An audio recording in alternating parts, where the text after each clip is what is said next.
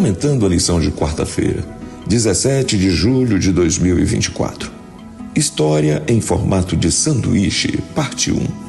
Marcos 3 contém o relato de alguns dos crescentes interesses por Jesus e mostra que, à medida que ele se tornava mais conhecido, as pessoas que precisavam dele cada vez mais o procuravam em busca de uma bênção, e aqueles que ocupavam cargos de poder e liderança começaram a persegui-lo e a procurar maneiras de desacreditá-lo aos olhos das pessoas.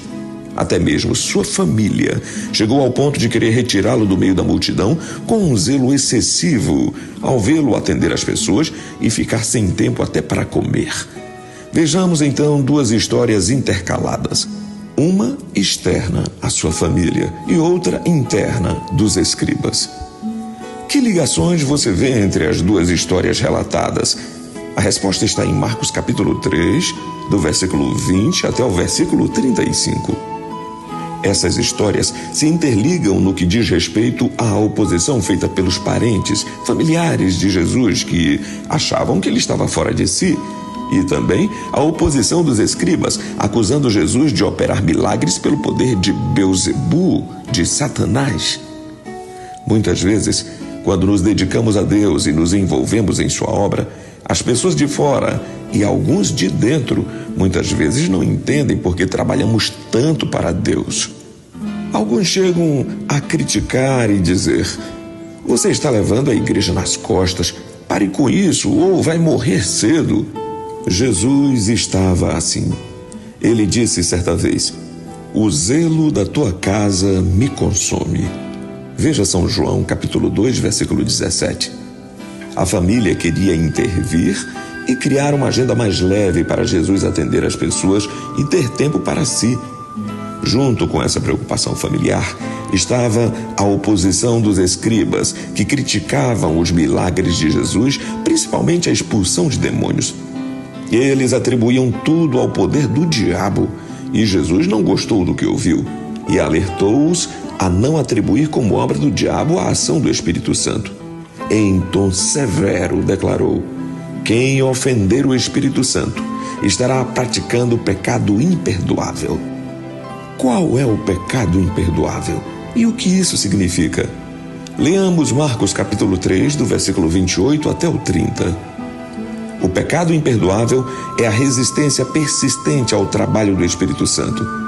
É entregar para o diabo tudo o que o Espírito Santo realizou. Pense numa pessoa que é transformada pelo Espírito Santo e dias depois ignora isso tudo e entrega sua vida nas mãos do diabo. Isso é atribuir ao diabo uma obra divina. Depois disso, Deus vai atrás dessa pessoa, convida, chama, apela ao coração.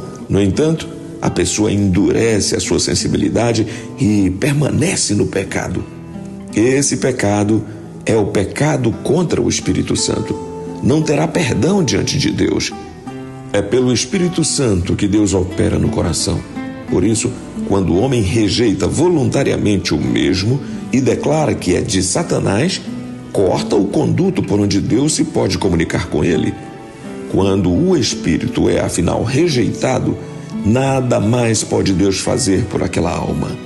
O Desejado de Todas as Nações, página 322.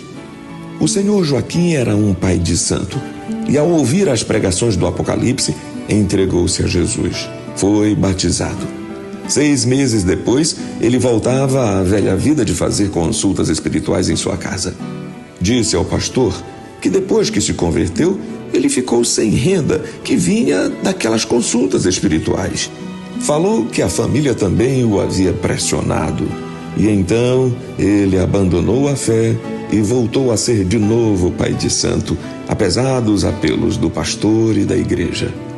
Que pena que a pessoa entrega ao diabo a propriedade divina e corta o canal de comunicação com o Espírito Santo de Deus. Que Deus nos abençoe.